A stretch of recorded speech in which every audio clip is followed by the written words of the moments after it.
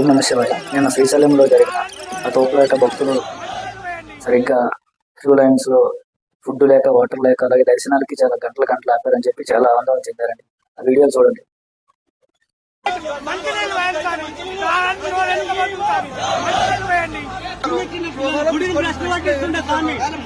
మీ పర్యవేక్షణ లేనప్పుడు మీ పాలక మండలి ఎందుకోసం ఉంటుంది? వచ్చే భక్తులకు ఎవరికి ఇబ్బంది కలగకుండా పాలక మండలి, ఆ పాలక మండలికి చేతగానప్పుడు ప్రభుత్వ ఆధీనం. కోడలు కానీ నీ బిడ్డ కానీ ఎన్ని గంటలు 5 గంటలకు పప్పులో వచ్చిన క్యూలో నిలబడ్డాము. అదే మీ బంధువులకు అట్లా నిలబడరా? ఏం తినాలి? ఒక్కొని నీళ్లు లేవు, నిద్ర లేదు. శ్రీశైలం జాతరకు వచ్చి దేవుని దర్శనం చేసుకోకపోదామని మంత్రి వస్తున్నాను ఎంతమందిని ఆగం చేసినా ఇప్పుడు దర్శనం లేదు వెళ్ళదు. చూసారు కదండి. శివరాత్రి టైంలో శివ భక్తులు వస్తారని ముందుగా ఆలయ మేనేజ్మెంట్ కి, ఈవోస్ కి అది బేసిక్ సెన్స్. అది ఈ సీజన్ లో వస్తారని చెప్పినా తెలిసినా కూడా దానికి తగ్గట్టు క్రౌడ్ మేనేజ్మెంట్ చేయరు, ఏర్పాట్లు చేయరు.